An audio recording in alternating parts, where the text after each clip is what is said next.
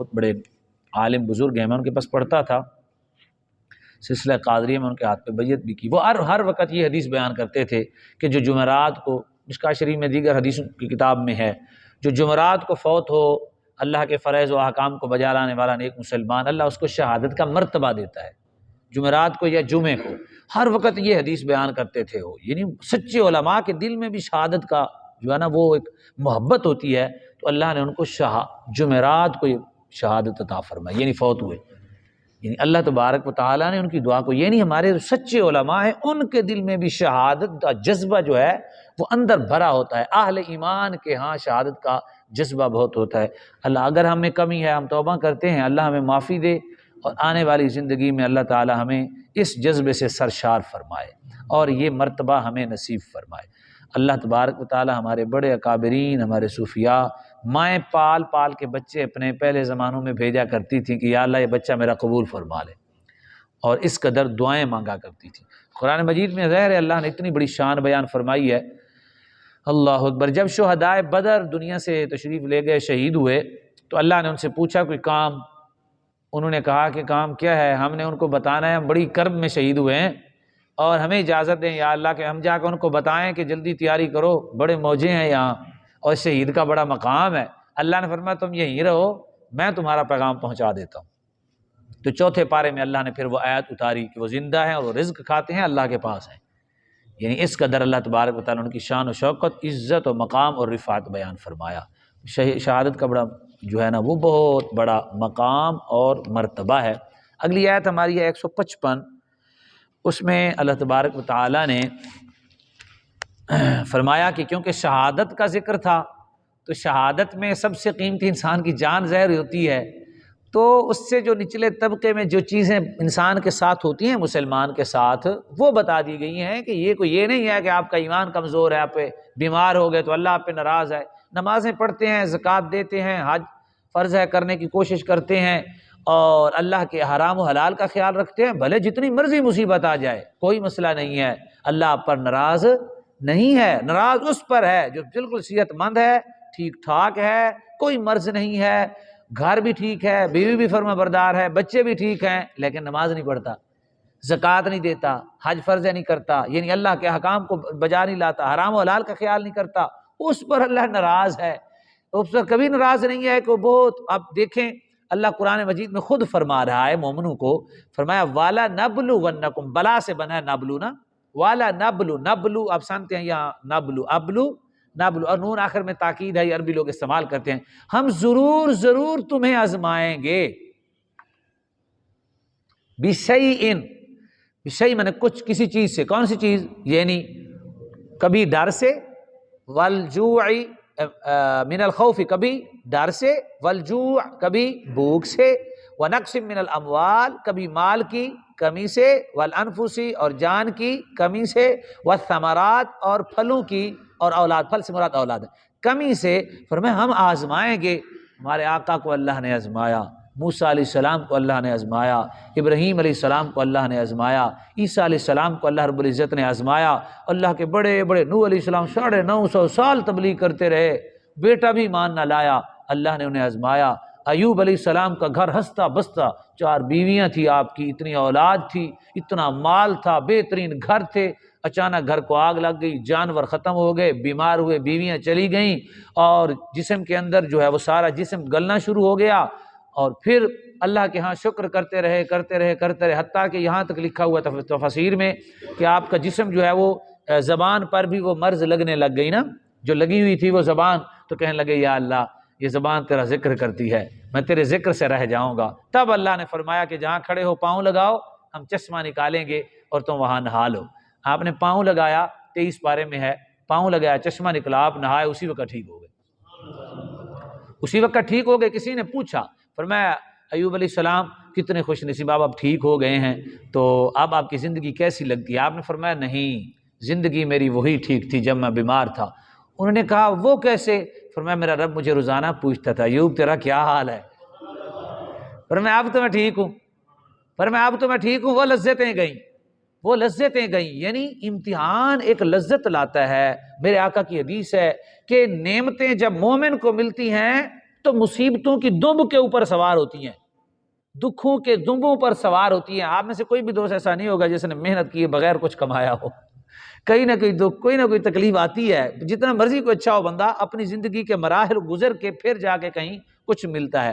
تو اس لیے اللہ رب العزت نے ہمیں پہلے سمجھا دیا کہ اہل ایمان کبھی نہ سوچنا وہ فلاں بیمار ہو گیا تو کیا مسئلہ بنا۔ ہمارے آقا و مولا صلی اللہ علیہ وسلم، جس کے ایک صرف نبی کریم صلی اللہ علیہ وسلم نے ایک بندے کو دعا دی کہ یا اللہ اس کے حسن کو اللہم جملہ، یا اللہ اس کو خوبصورت بنا۔ حضور کا پانی تھا ایسے اوپر تنکا تھا، اس نے ایسے تنکا کو اٹھایا، پانی جب دینے لگے تو حضور نے فرمایا اللہم جملہ، یا اللہ اس کو خوبصورت رکھ۔ وہ اس وقت جوان تھا، بڑھاپے کی عمر کو جا کے صحابہ کہتے ہیں ہم نے دیکھا بالکل جوان تھا، وہ بوڑھا ہوا ہی نہیں، وہ ویسے کا ویسے رہا۔ ایک شخص کے سر کے اوپر حضور نے ہاتھ رکھا تو کہتے ہیں زندگی بھر جہاں حضور نے ہاتھ رکھا تو اس کے بال سفید نہیں ہوئے۔ یعنی نبی کریم صلی اللہ علیہ وآلہ وسلم نے اس قدر دعائیں دی کسی کو، لیکن حضور کے وصال ظہری شریف کے ہاں جب حضور صلی اللہ علیہ وسلم کو مسجد میں لایا گیا تو حدیث میں ہے اتنا سخت بخار تھا، امام الانبیاء کے پاؤں مبارک کی لکیریں بنی، ادھر سے بھی صحابی نے پکڑا ہوا تھا، ادھر سے بھی صحابی نے پکڑا ہوا تھا۔ امام الانبیاء سید الانبیاء صلی اللہ علیہ وسلم کو مسجد میں تشریف لائے، اس صورت میں بھی حضور نماز پڑھنے آئے تاکہ امتی کوئی بہانہ نہ بنائے۔ ہمارے آقا اور ہمارے لیے اختیاری استعمال کیا۔ تو ہمارے آقا مولا صلی اللہ علیہ وسلم دیکھیں یار، اس سے بڑی جتنے نبی آپ پڑھ لیں، نبی علیہ السلام انہی جملے پہ اختتام کرتے ہیں۔ حضور کے پیٹ میں حضور تھے تو کون چلا گیا؟ والد چلا گیا نا۔ تھوڑے سے بڑے ہوئے تو کون چلی گئی؟ تھوڑے سے بڑے ہوئے تو دادا۔ اب سوچ سکتے ہیں چچا کے ہاں رہنا جتنا مرضی کو پیار ہو، جتنا مرضی پیار ہو، اور نبی علیہ السلام وہ چھوٹے ہوتے چچے کتنے قریب، نہ ماں نہ باپ نہ دادا، یہی رشتے ہوتے ہیں جن کا دل کھینچتا ہے، یہی رشتے ہوتے ہیں۔ امام الانبیاء سید الانبیاء صلی اللہ علیہ وسلم پھر وہ جب جانے لگے تجارت پہ، چچا جانے لگے تو حضور رونے لگ گئے کہ میں نے آپ وہ انہی کے ساتھ تو رہتے تھے۔ تو ان کو اتنا درد ہوا کہ میرا بھائی بھی نہیں رہا، ان کی والدہ بھی نہیں ہے، میرا ابو بھی نہیں ہے، تو ان کو میں لے جاؤں حضرت ابو طالب۔ پھر لے گئے، وہاں جب گئے تو وہاں ایک راہب رہتا تھا، تو پھر سارے وہ راہب نے دعوت کی، سب کھانا کھانے چلے گئے، حضور بیٹھے رہے چپ کر کے۔ دیکھیں ذرا درس سے دیکھیں، ذرا سوچ کے دیکھیں کہ وہاں بیٹھے رہے۔ اگرچہ میں اس سے آگے کوئی تشریح نہیں کرنا چاہتا، لیکن اللہ کی حکمت تھی۔ لیکن نبی علیہ الصلوۃ والسلام وہاں تشریف فرماتے، سارے لوگ کھانا کھانے چلے گئے۔ اس راہب نے کہا ایک بندہ نہیں ہے، انہوں نے کہا ہم سارے ہیں، انہوں نے کہا نہیں ایک نہیں ہے، انہوں نے کہا جی ہم سارے، انہوں نے کہا نہیں، انہوں نے کہا ہمارا ایک بچہ ہے وہ ادھر بیٹھا تھا تو بیٹھ گیا، انہوں نے کہا میں نے دعوت ہی ان کے لیے کی ہے۔ انہوں نے کہا وہ کیسے؟ انہوں نے کہا وہ میں بعد میں بتاؤں گا، اس کو بلاؤ جلدی کرو۔ وہ آئے تو کھانا لگا، تو پھر بعد میں ابو طالب کو کان میں کہا کہ میں نے دیکھا ہے، ہم نے کتابوں میں پڑھا تھا کہ ایک نبی اس درخت کے نیچے نبی بیٹھے گا، پتھر سجدہ کریں گے، درخت جھکے گا، بادل سایہ کریں گے، میں نے تینوں چیزیں دیکھی ہیں، لہٰذا آگے نہ لے جانا، یہودیوں کو پورا پتہ ہے وہ ان کو شہید کر دیں گے، ان کو یہیں سے واپس بھیجو۔ تو رسول اکرم صلی اللہ علیہ وسلم کو وہیں سے واپس بھیجا گیا۔ پھر سوچیں واپس آئے، ساتھ باپ تھا، چچا تو وہیں تھے، پھر گھر میں اکیلے آ گئے نبی کریم صلی اللہ علیہ وسلم۔ پھر پہلی شادی، امام الانبیاء کی کتنی عمر مبارک تھی؟ اور ہماری ماں جی کی کتنی عمر تھی؟ 40 سال۔ دیکھیں سوچیں، زندگی کے مراحل چیک کریں۔ اگرچہ ہماری ماں جی کی بڑی شان ہے، حضور کے صدقے ہے نا، بڑا مقام ہے ماں جی کا۔ امام الانبیاء صلی اللہ علیہ وسلم 25-15 سال گزارے، جیسے ہی اعلان نبوت کیا پھر آپ کے سامنے ہے۔ اعلان نبوت کیا، مکے والے سارے کھڑے ہو گئے، وہ کیا کیا باتیں کی نبی علیہ السلام، سارے ٹوٹ گئے رشتے، ہر کوئی پیچھے ہٹ گیا، ہر بات کرنے لگ گئے۔ امام الانبیاء صلی اللہ علیہ وسلم حتیٰ کہ 3 سال کے لیے حضور کو ایک جگہ پہ قطع تعلق ہی کر دی، حضور وہاں رہے، چمڑے لوگ بھگو کے کھایا کرتے تھے، قربان جائیں اس پاک نبی نے ہم تک دین پہنچا کے چھوڑا۔ آج ہم یہاں کلمہ گو ہیں نا، تو ان کی وہ امتحانات، تو یہ ہے ہم نے جس نبی کا کلمہ پڑھا ہے نا، ان کے سارا سفر ہی آزمائشوں پر ہے۔ تو اللہ نے ہمیں نعمتیں دی ہیں الحمدللہ، لیکن آزمائش میں نہیں گھبرانا چاہیے، بس یہ دعا کرنی چاہیے یا اللہ مایوس نہ کرنا، بس یہ بار بار دعا کریں جب کوئی آزمائش آ جائے کہ یا اللہ تو مایوسی نہ دے اور نہ محتاجی دے اور اپنا کرم کر۔ اس لیے یہ آیا مقدس سمجھ لیں۔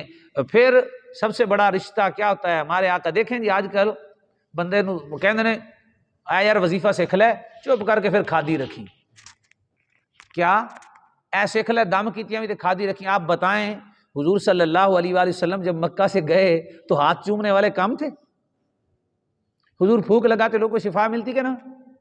تو بیٹھ جاتے میرے آقا، لیکن بیٹھے حضور صلی اللہ علیہ وسلم نے صرف 8 یا 9 سال کے عرصے میں 8 یا 73 جنگیں ہوئی میرے آقا کے وقت میں، 8 یا 9 سال 73 جنگیں میں نے جمعے پہ سنایا، ابھی ایک سے آتے دوسری پہ جا رہے ہیں، تیسری سے آتے چوتھی پہ جا رہے ہیں، ابھی ٹھہرتے ہی پھر آگے جا رہے ہیں، ابھی وہاں ٹھہرتے پھر اس سے آگے جا رہے ہیں، وہ کچھ ہے کچھ نہیں ہے، ساری زندگی نبی علیہ السلام نے ایسے گزار دی، اور امام الانبیاء صلی اللہ علیہ وسلم سفر و حضر میں حضور صلی اللہ علیہ وسلم نے گزار دی، فتح صلح ادھر آئے مکہ فتح ہوا پھر واپس چلے گئے، اتنا بڑا کام ہو گیا تھا، آگے آئے تو پھر جنگ ہوئی جناب، حنین ہوئی، پھر طیف ہوا، وہ غزوات ہوتے گئے، وہاں بڑا نقصان ہوا، پھر نبی علیہ السلام کتنے مہینے کے بعد جا کے مدینے میں پہنچے، مدینے میں کتنے مہینوں کے بعد تشریف لے گئے۔ تو اس طرح آپ تاریخ پڑھ کے دیکھیں ہمارے آقا و مولا صلی اللہ علیہ وسلم کی تعلیم، ہم نے جس نبی کا کلمہ پڑھا ہے، اگر کوئی شخص اس نے اپنے نبی کی سیرت ہی پڑھ لینا تو وہ گھبرائے گا نہیں، مصائب اس کے لیے کچھ بھی نہیں ہے۔ حضور نے فرمایا سب نبیوں کو مصیبتیں آئیں، دکھ ہے، لیکن مجھ جیسے کسی کو نہیں ہے۔ امام الانبیاء صلی اللہ علیہ وسلم کا فرمان ہے۔ سبحانک اللہم و بحمدک